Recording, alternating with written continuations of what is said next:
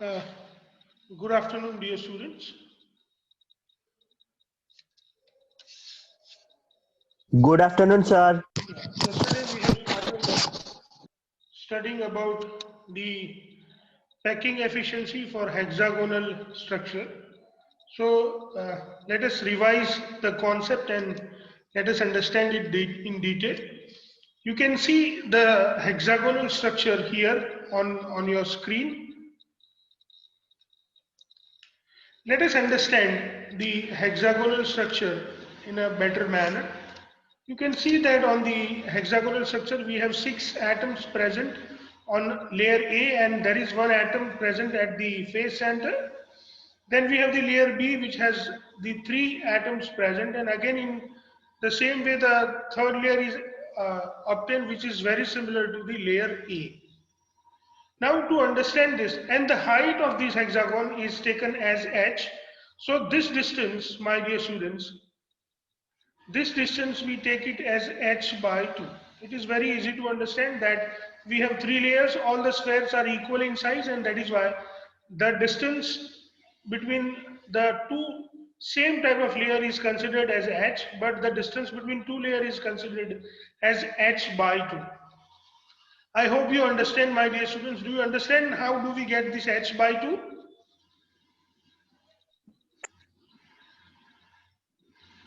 I need a reply. Do you understand how do we get this h by Yes, 2? sir. Okay.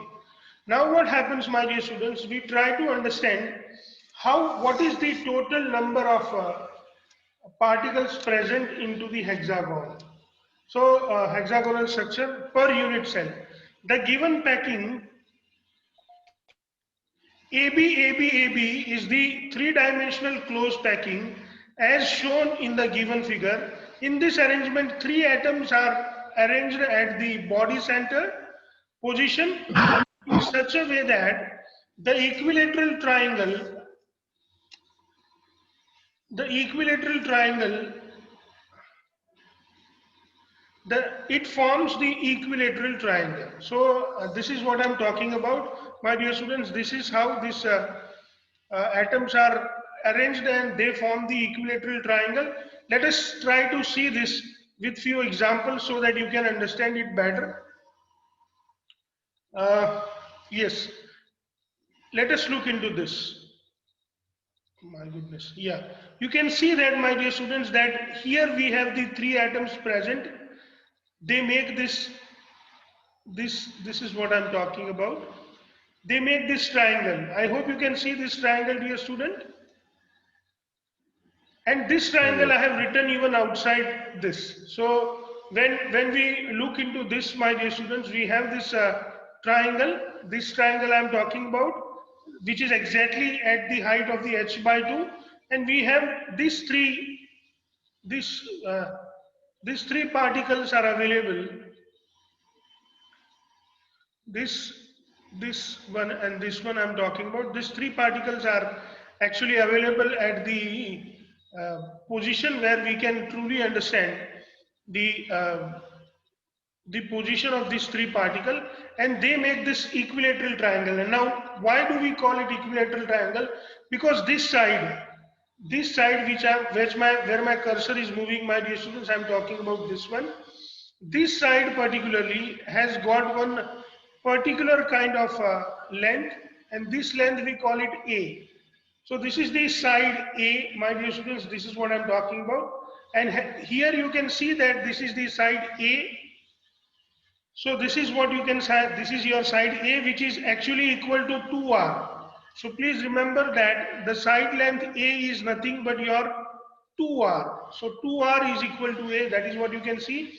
This is what it is, the side. So even this distance is also A. This distance is also A. And this is how we have the equilateral triangle. Do you understand? This is how we have the equilateral triangle, my dear student. Now in this equilateral triangle, if we try to understand a little bit more, we will realize that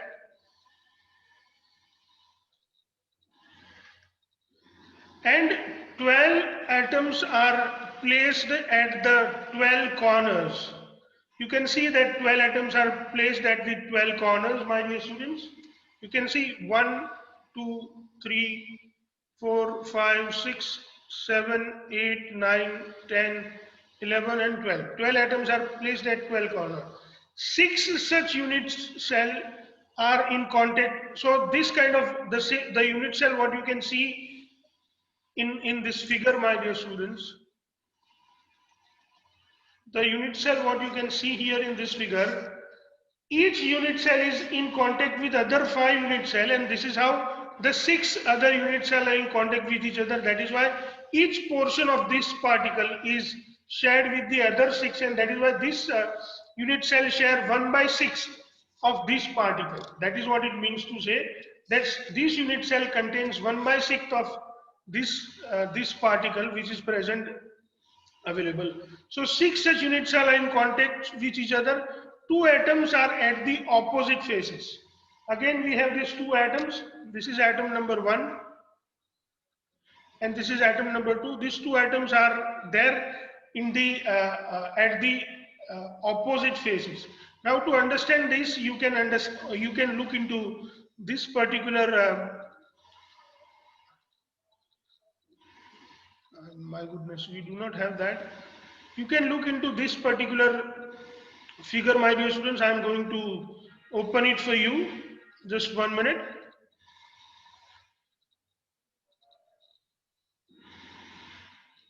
You can look into this if possible.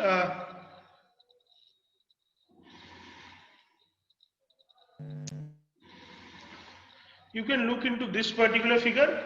Now you can understand it well that we have 3, 4, 5 and 6.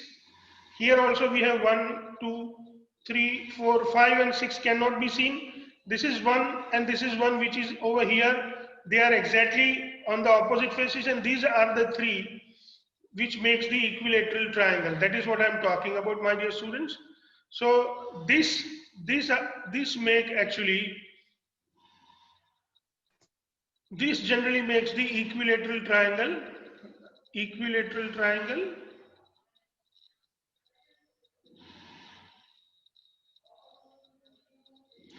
And this, they make hexagons.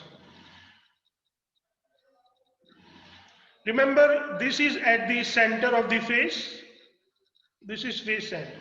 So this is how we can understand the various arrangement of particles. Yesterday I thought you are not able to understand, so I am again explaining this to you so that you can understand it well. Please understand this arrangement. This is how these particles are being arranged well, so that we can understand the calculation even better. Now when we move forward and understand it, so now that one has been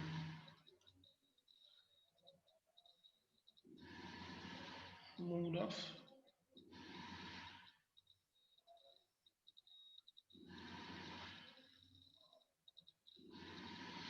So my dear students, yes. So now if we move forward and understand, so you can see that number of atoms per unit cell we need to find out. We have seen that there are 12 atoms present at the corner. So each atom shares its 1/6. So 1/6 into 12, that gives us 2. 2 atoms are present at the faces. So at faces we have half of the atom present in the unit cell. So 2 multiplied by 1/2 is 1. And we have seen that these three which makes the equilateral triangle,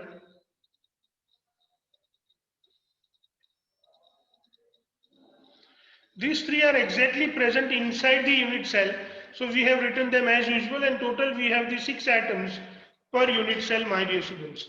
Now we can calculate the coordination number, that 6 atoms in the same layer and 3 atoms above and under the layer, and this is how we can find out the coordination number is 12. Even yesterday we have discussed it well. Let's try to understand it once again. that if we think of this particle, this one I am talking about,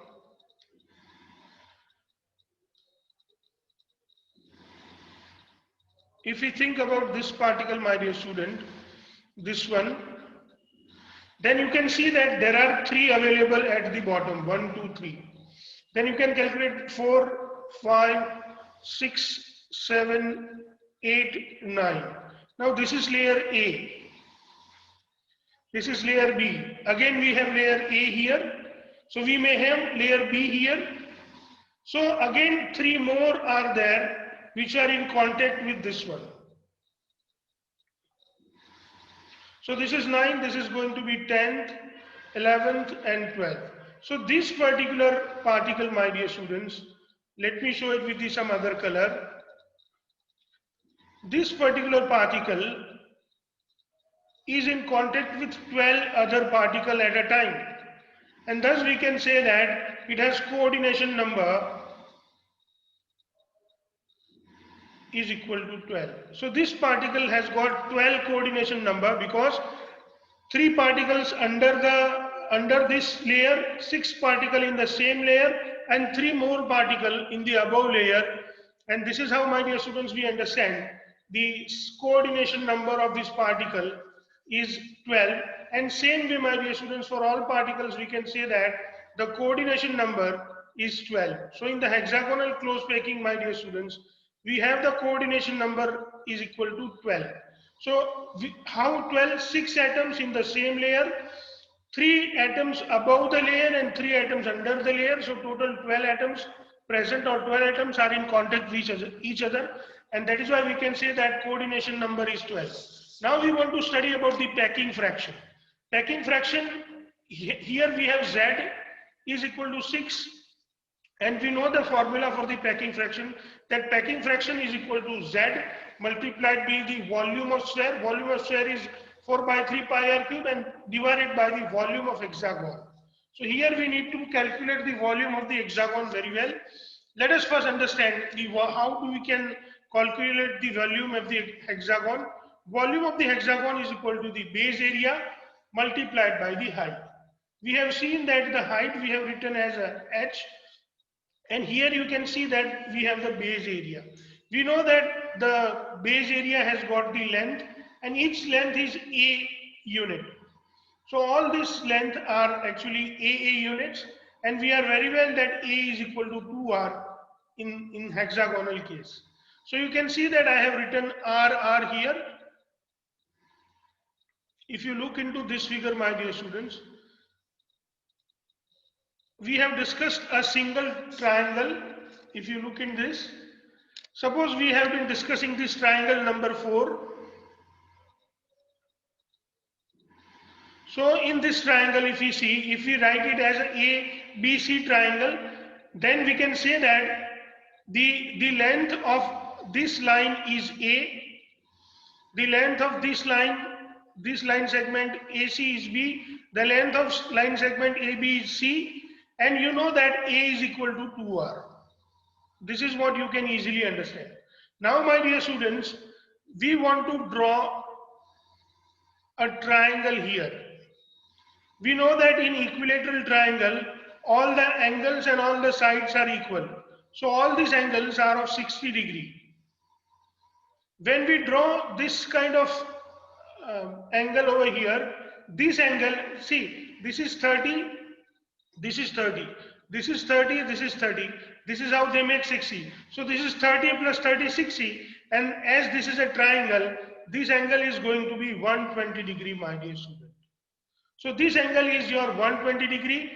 The opposite side of it, you can see this is the opposite side.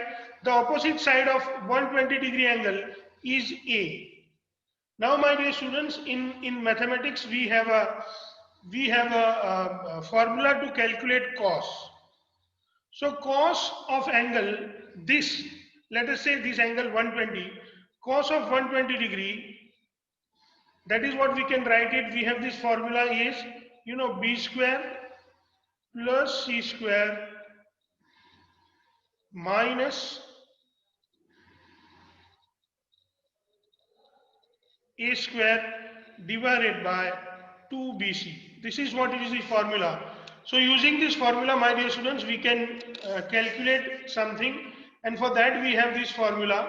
Please look at the formula, dear student. If you can see,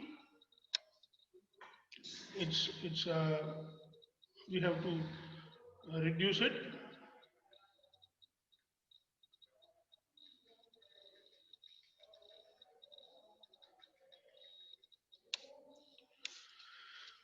My goodness.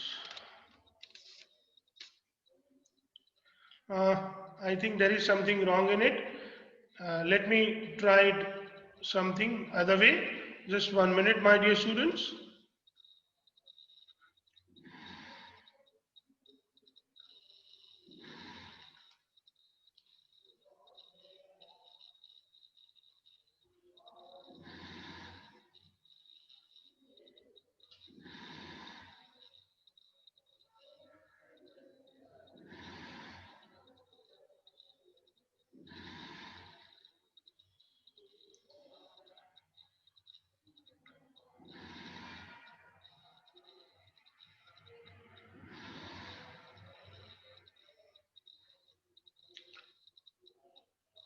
Let's look at this, my dear students. This is the formula I was talking about.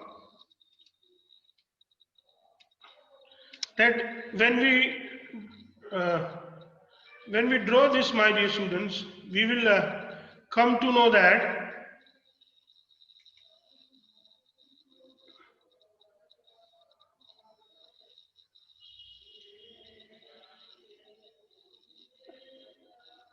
my goodness, what happens?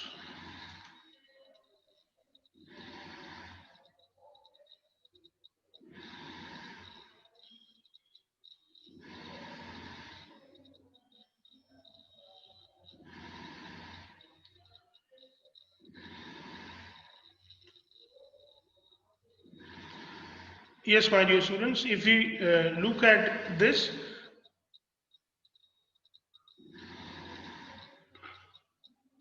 can you see the screen, dear student? बच्चों आपको screen Yes, दिख sir. रही है? Yes, sir. sir. Good, good. That is what I wanted to make it sure, that x square plus x square minus 2r square, that is what we have trying to look into. But I think I have gone farther. Let us get back to our, so we were discussing, we were trying to understand this base area. So now this base area is the area of this triangle 4 multiplied by 6. So if we calculate the area of this triangle and then when we multiply it by 6, we get this.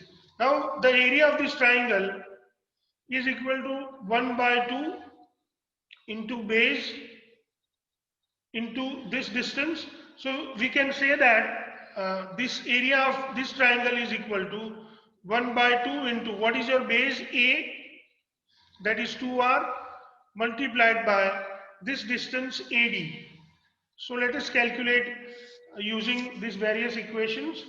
So in triangle ABC, if you look into this triangle ABC, AD is perpendicular to BC, D is the midpoint of BC, and therefore AD square plus BD square is equal to AD square. AD square plus BD square is equal to AB square. We know that AB is equal to 2R, BD is equal to R, and AD square. So AD square is equal to 4R square minus R square. That gives us the value of AD is equal to 3R. Now my dear students, we put this value of AD into this equation and we can understand it. Area of triangle ABC is equal to 1 by 2 base into height. 1 by 2 base is your 2R. Your height is root 3R, which is 3R square. We know that 2R is equal to A, so R is equal to A by 2, so root 3 into A by 2 square, that is root 3 by 4A square. And now we can find out the, as in triangle ABS, we have 6 triangles, so total base area will be 6 multiplied by root 3 by 4A square, that is through root 3 by 2A square. This is the area of the base of the hexagon. So now we have the area of the base. Now we want to do some other calculation. Let us understand this calculation. Let us first look at the three different spheres which makes the equilateral triangle. So this is what it is, your equilateral triangle that you have. My dear students, this equilateral triangle I have shown you here. Even you can see that this equilateral triangle, this is what I'm talking about, that I have shown you this equilateral triangle also. You can see this distance is r, this distance is r, this is even r, this is even r, this is even r, this is even r. So all this makes actually the distance 2r, and this 2r is nothing but your side of the hexagon, which is a. So now you can see that we have drawn one angle over here. This angle is 120 degree, which we have discussed just before a few minutes. And for this angle, my dear students, we need to find out the distance from here to the side. And that distance we call it x. So my dear students, the distance from this center, which is available over here, from this center to the side, we want to understand. Let me explain this with few other figures, my dear students, so that you can understand it well. Look into this figure, my dear student. Can you see the figure on your screen? Hello? Yes, sir. Okay, good one. So you can see that we have a hexagon over here. In this hexagon, these three are present in this layer. These three are present in this layer. You can see this is the midpoint of it. And from this midpoint, you have these distances. So these distances are, this distance, if you think of, this distance I'm talking about. This distance is the distance of this center to the base, to the line of your hexagon. See, this distance is r, this distance is r, this distance is r, this distance is r. This is what it is, all r. But they are from the center of the sphere. But this distance, you can see that it is there in the gap. Can you see? I am talking about this point, my dear students, and I am talking about this distance. This is your 2r, which is your a. This is again your a, my dear students. This is your a. So I am talking about this distance, which is not from the center of the sphere, but it is from the center of the void, which is present inside these three sphere. The distance between the space, that is present between these three. See, I am talking about this point. This point is the point which is present inside these three spheres, and the distance from there to this, I am talking about this distance. So this is the point which I have shown you here. This is this point. The distance from this point to the side of the hexagon, and this distance we call it x. Please remember that I'm calling this distance as x. Let me explain you with one more figure, if you can see it, or if it is possible, you can understand it well. You can look into this figure. You can see that these three circles are there. This distance is r because it is from the center to the perimeter, but this distance starts from in between to this void, and that comes from that center to the side of the hexagon. This distance we call it x. So now if I show you in the notes, you will understand it better. Let me show you in the notes, my dear students, so that you can understand it well. Now if you look into this figure, my dear students, you will realize what is x. So when it comes to when we look into this triangle, in this triangle, my dear students, this distance which I have represented it by mistake with r is actually the distance which is x. So when you write the notes, please make this correction even, that this distance is actually x.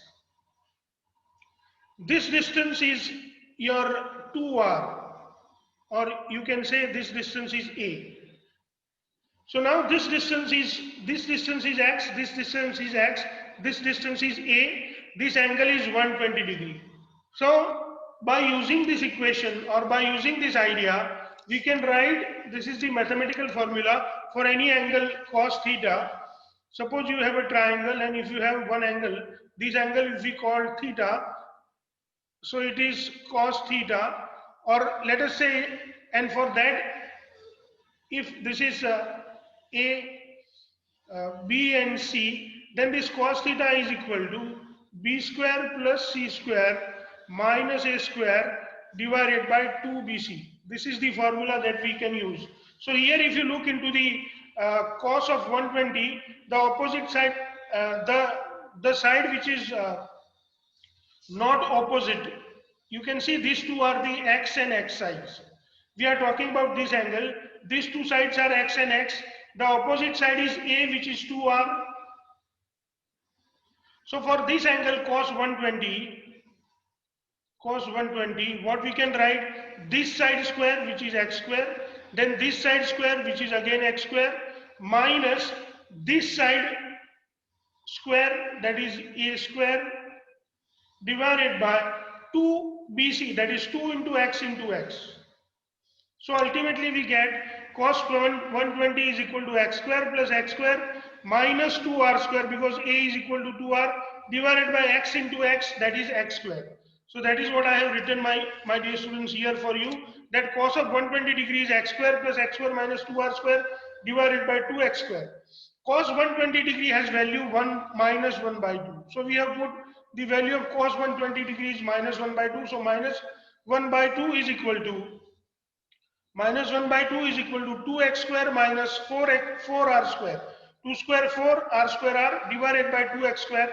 And that is how we can find out that by doing this simplification, my dear students, when we multiply this one, this 2 and 2 become equal, and this, that is why we can write that this minus x square goes this side.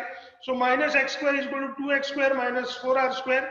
If we take this x square this side, it becomes plus, and minus 4r square, if goes opposite side, they become plus 4r square. So we can write 4r square is equal to 2x square plus x square. 2x square plus x square is equal to 4r square, and that is why 4r square is equal to 3x square, my dear students. And that is why we can write x is equal to 4r square by 3, and therefore x square is equal to 4r square by 3, and therefore x is equal to 2r divided by root 3. Now my dear students, we want to understand this calculation. Now if height is h, then this distance we can take as a h by 2. Now if height is h, in that case h by 2 is the height of the triangle whose, so this is your h by 2, this is a, and this is x. Now let us understand how we can write this, my dear students, that how we can explain this particular figure.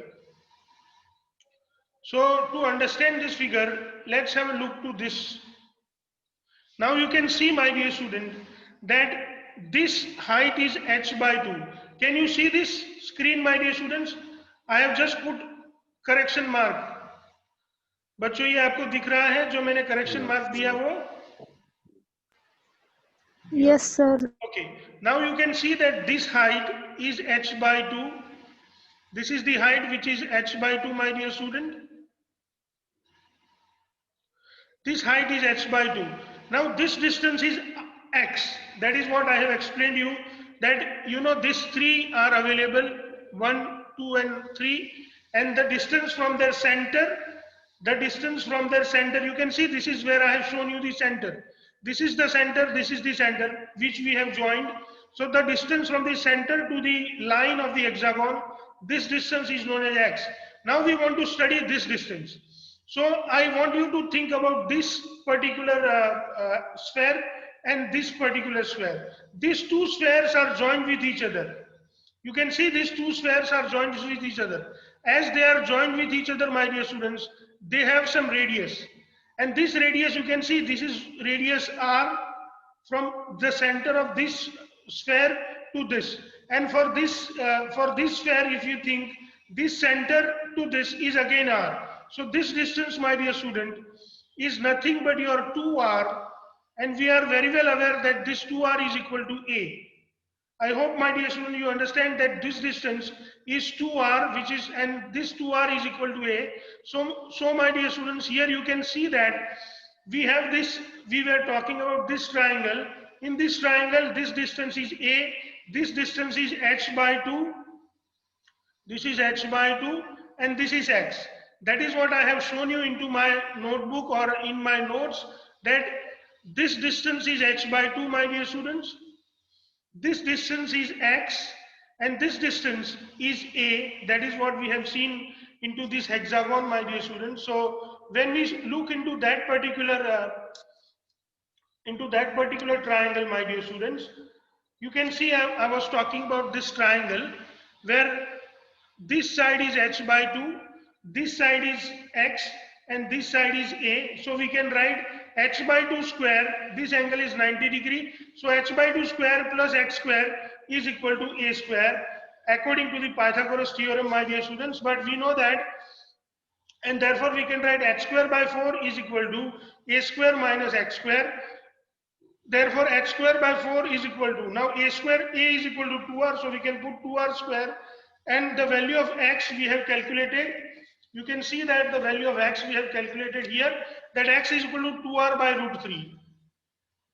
X is equal to 2r by root 3, so we can write 2r by root 3 for our x, and therefore h square by 4 square is equal to 2r square, that is 4r square. 2 square is equal to 4, r square is equal to r square, and root 3 square is equal to 3. Therefore h square by 4 is equal to, if we take the 3 as an LCM, for denominator it is 12r square minus 4r square, which is 8r square by 3, that is h square by 4, and therefore h square is equal to 8 multiplied by 4, that is 32 r square divided by 3, and therefore your h is equal to 4 root 2 r divided by root 3, and therefore your h is equal to square root of 2 by 3 into 4r. Now my dear students, you have the value of h, and you can put this value. You know that we have written as 6 into 2 pi r cube divided by h in the area of the hexagon. So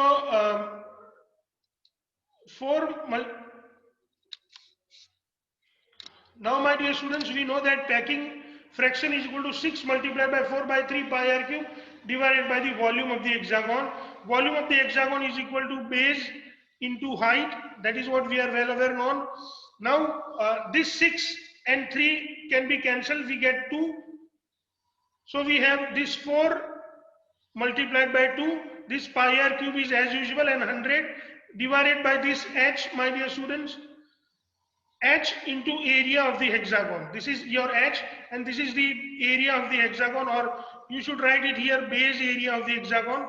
We have calculated the base area, my dear students. If you go up, you will come to know that we have calculated the base area. Let me show you what is the base area, my dear student. The base area that we have calculated here is 3 root 3 by 2 into a square. So let us put this value of the 3 base area for hexagon, that is 3, the base area for hexagon. So we have put this value. So now we have, my dear students, 4 into 2 pi r cube multiplied by 100, 2 root 3, h value we have taken from here. So the value of h is 4 root 3, sorry, 2 root 2 by 3 into 4r. So root 2 by 3 into 4r, my dear students. And then this value is root 3 r square, 6 by 3, that is 2. So we have written it in that way. By doing this all calculation, my dear students, we get 4 pi into 100 divided by 2 into 4 into 3 root 3. Again, we finally get this answer as a 74.23%, and that is why for HCP, my dear students, we can find out the packing efficiency. It's 74.23, which is very similar to the packing efficiency of FCC, and that is why both are equally efficient. The percentage void in in HCP, my dear students, is equal to 100 minus 74.23, that is 25.77. So this is how, my dear student, we understand the packing efficiency of our hexagonal closed packing. Now we have a very important question to solve. If the radius of the octahedral void, my dear students, I am talking about octahedral void, is R, and the radius of the atom in closed packing is capital R, derive the relation between the small r and capital R. So here, my dear students, we need to understand about the hexagonal void. To understand about the hexagonal void, my dear students, we need to even go again, get back to the three-dimensional structure. So if you understand this three-dimensional structure, you will realize that here, my dear students, we generally have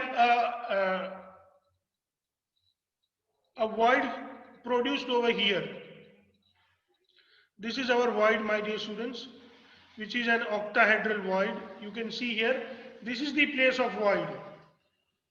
Now, if you have octahedral void, my dear students, you can see that there are various atoms available around it. So you can see these 4 atoms are available around it. 1, these atoms are available around it. Please look into this. It's very interesting. There are 4 atoms available around 1, 2, this 3 and 4, and then you have the void over here. So the same thing I have explained over here, my dear student, that these are the 4 atoms around, these are the atoms. This is what it is, the void, my dear students. Let us say the length or the radius of the void is, my dear students, this radius of the void is small r, and this radius is capital R. Let us say this radius is small r and this is capital R. So these all are capital R because they represent the atom. And this radius, my dear students, for this particular void, the radius is small r. So even this is small r. So if you look into the AC, my dear students, the length AC, if you look into this is capital R, this is capital R. So for AC, actually you write it as R plus small r plus small r plus capital R, which is 2 capital R plus 2 small r, or you can even write it as a 2 into capital R plus small r. This is what you need to understand it well so that we can solve this problem. Now you can see that, my dear students, we can solve